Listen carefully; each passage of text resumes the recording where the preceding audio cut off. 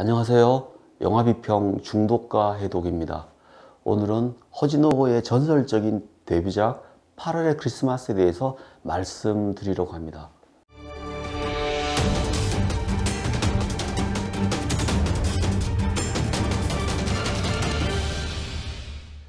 사실 이 영화에 대해서 제가 여러분께 이런저런 이야기를 하기가 쉽지 않습니다.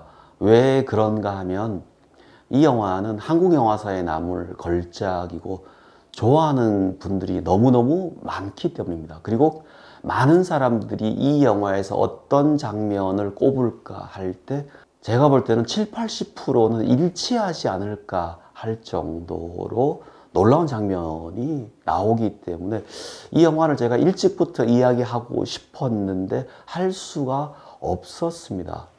그럼에도 불구하고 이 영화를 이야기하지 않고 넘어간다는 것은 어떻게 보면 책임 방기 같은 생각이 들어서 결국 오늘은 이 영화에 대해서 말씀드리려고 합니다.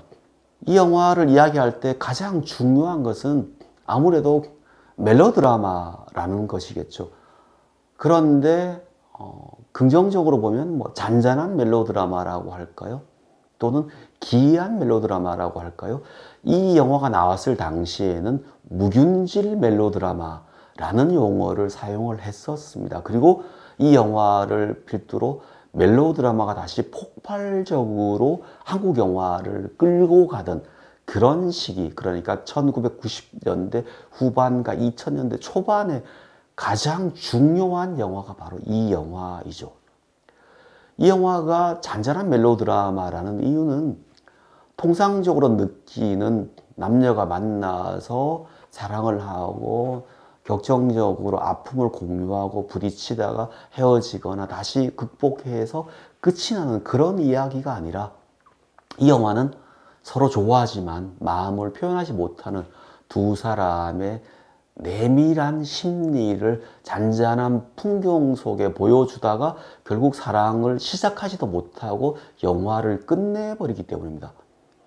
그래서 이 영화를 처음 봤을 때 정말 저렇게 끝이 나는가? 매우 당황했었죠. 그렇지만 두 사람의 그 심리가 정말 미묘하게 서로가 서로를 좋아한다는 건 알지만 쉽게 표현하지 못하는 그 두 사람, 그러니까 불치병 때문에 죽어가는 나이가 많은 그런 남자와 이제 20대 초반에 이제 사랑에 눈을 떠서 그 설렘을 어쩌지 못해서 괴로워하는 그 여성의 두 사람의 그 심리가 잔잔하게 잘 그려져 있기 때문에, 그리고 그 두 사람을 연기한 한석규와 심은하의 연기, 그러니까 많은 사람들이 인정하는 것처럼 이 영화는 한석규와 심은하라는 1990년대 중후반의 최고의 스타의 최고 걸작이죠. 그러니까 한석규 연기의 최정점은 바로 이 영화이고 심은하 영화의 최정점도 바로 이 영화입니다. 그렇기 때문에 많은 사람들이 이 영화를 보면서 풋풋한 사랑의 감정과 죽음이 갈라놓는 슬픔, 넘을 수 없는 인간의 한계, 이 모든 것들을 감싸 안고 있는 사랑을 우리가 다시 한번 생각하게 되는 것입니다. 정원이 쓰러지고 나서 병원에 있다가 이제 퇴원을 하죠. 그리고 그 다음부터 영화가 끝날 때까지 17분 동안 영화에는 대사가 단 한마디도 등장하지 않습니다. 음악만 잠깐 나올 뿐이죠. 그리고 이 장면은 퇴원하고 다리미를 찾아가서 멀리서 한번 보고, 그리고 사진관에 와서 자기가 죽고 나서 아버지가 사용할 수 있도록 사용 설명서를 쓰고, 그리고 이제 이 장면이 나옵니다.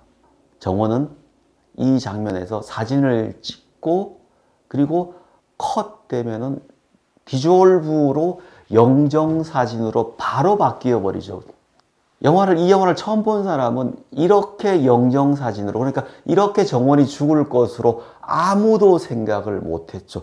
많은 멜로드라마라면은 둘이 서로 정원의 그 불치병을 다림이 알게 되고 찾아와서 울부짖고 죽어갈 때 같이 울고 이런 어떤 심파적 장치를 할 건데 허진호는 이 장면에서 증명사진을 찍을 때 그냥 머쓱한 눈빛에 슬픈 눈빛에 한석규가 머리를 한번 잠깐 만지고 그리고 카메라를 보다가 어느 순간 웃어요. 웃고 그 다음에 컷 되면서 바로 영정사진으로 바뀌어버립니다. 저는 이런 편집을 본 적도 없고 이런 영화가 멜로드라마인가 하는 의문. 그러니까 그만큼 이 영화는 혁신적인 영화죠. 대단한 영화인 거죠. 그리고 오히려 그렇게 하기 때문에 바로 이 죽음과 삶에 대해서 우리가 다시 한번 생각하게 됩니다. 이 영화의 나레이터는 정원이죠. 그러니까 영화는 그런데 여기서 죽어버리기 때문에 정원은 그렇게 이야기하죠. 소중한 기억을 간직하고 떠날 수 있게 해준 당신께 고맙습니다라고 했는데 그때 목소리는 벌써 죽은 정원의 목소리죠. 그러니까 말도 안 되는 나레이터가 돼버리는 거죠. 그렇지만 이 영화는 그걸 가능하게 만듭니다. 어머니가 일찍 돌아가셔서 외로움을 느꼈고 그래서 남들이 다 떠나간 초등학교 운동장에서 쓸쓸히 남아 있었던 그런 기억. 정원에게 죽음은 삶의 일부분이었고 함께 가는 것이었죠. 그래서 천둥이 칠 때 그는 죽음의 공포를 느끼기도 하지만 또는 술이 취해서 친구에게 알게 모르게 술 버릇처럼 이야기를 하기도 하지만 결국 그는 이렇게 죽음을 받아들이는 저 웃음, 저 안에 우리가 뭐라고 형언할 수 없는 숱한 감정이 들어있는 저 장면을 보고 있으면 한석규가 왜 대단한 배우인지 우리는 알게 되고 인정하지 않을 수 없게 되죠. 어떻게 보면 이 영화에서 한석규는 대사를 그렇게 많이 하지도 않고 표정을 격렬하게 짓지도 않습니다. 그렇지만 그 안에 모든 것들을 보여주고 있죠. 이 장면에서도 사진을 찍기 직전에 앨범을 봅니다. 자기가 살아온 어릴 때 학창시절 최근 모습들까지 쭉 보고 그리고 다시 기록하는 것이죠. 8일 크리스마스는 결국 사진에 관한 영화이고 사진은 찍는 순간 과거가 되는 것이죠. 과거가 되면서 뭐 약간 잘난 척 하자면 바쟁식으로 이야기하자면은 죽음을 어떤 넘어가는 그런 것들이죠. 그걸 통해서 우리는 볼 수 있기 때문에 죽었지만 우리 그 사람을 볼 수 있기 때문이죠.